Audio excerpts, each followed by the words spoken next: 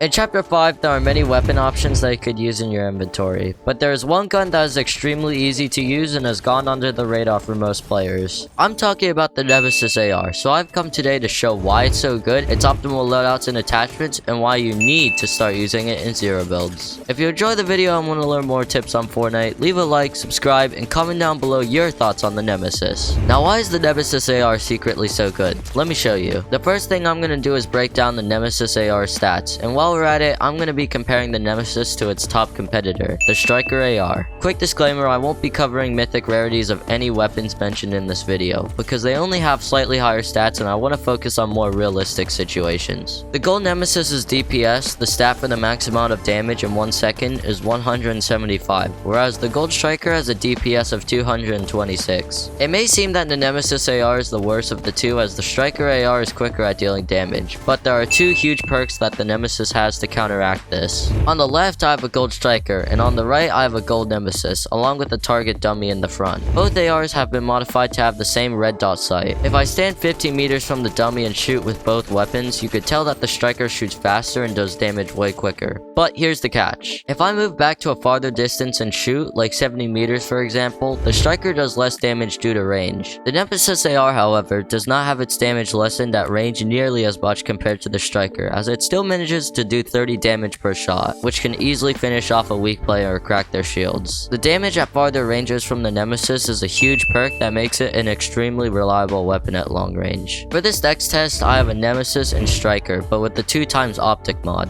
Optic mods change the way you aim with a weapon, but it also changes the amount of visual recoil it has. Recoil is a stat that makes hitting your shots way harder, but visual recoil, another stat, makes the weapon look like it has lower recoil than it actually does. Lower zoom sights like red dots tend to have low visual recoil, but no matter what optic you mod with, your weapon will keep the same amount of recoil. For this test, I put the 2x optic, realistically the highest optic you'll use, on both the Nemesis and Striker. Standing 50 meters from the dummy, the Striker AR on the left is quite hard to control and has a lot of vertical recoil, whereas the Nemesis on the right has low vertical recoil and is very easy to control. The smooth and low amounts of recoil the Nemesis AR has is another huge perk that makes it a very easy weapon to use in any fight, and with the right attachments, which I'll cover later in this video, you can make the recoil even easier to control. Now, why should you be using the Nemesis? In Fortnite, most ARs are used for dealing damage at medium and longer ranges, and the Nemesis AR is actually really good at fulfilling this role. With its consistent damage at any range, you only need to hit a few shots to weaken another player. And compared to other medium to long range options, the Nemesis AR is the lowest amount of vertical recoil. This makes it the easiest weapon to control and hit shots with. If you use the Nemesis AR, you'll be able to easily deal damage and land shots on other players. When using the Nemesis in zero builds, you need to have the right weapons to support it. I've done some testing and created a must-use loadout with 4 other items and weapons that perfectly pair with the Nemesis. The first weapon you should be using with the Nemesis is the Frenzy Auto Shotgun. The Frenzy Auto is easily the best close range gun in zero builds because it has a fast fire rate and does huge damage in a short amount of time. As shown before, the Nemesis AR is not the best option when it comes to dealing quick damage at close range. The auto acts as a heavy hitting shotgun and a fast firing spray weapon, which when using the Nemesis fulfills the need of an SMG, as it could already provide quick damage to close range opponents on its own. Using the auto frees up an extra inventory slot for another item. The second weapon you should be using with the Nemesis AR is the Sniper. We all know snipers are one of the best weapons for long range, but its main drawback is having a very slow fire rate, which gives other players a chance to run away from you. If you miss a sniper headshot and only crack an enemy's shield, you could use the Nemesis AR to finish off the weak player. As mentioned before, the Nemesis has very smooth recoil control. This means a player you sniped will be very easy to land shots on. As for the third item in your inventory, I actually recommend 2 options. This slot will be used for heals. Heals in Fortnite are basically mandatory for any good loadout. So what healing item should you use in this inventory slot?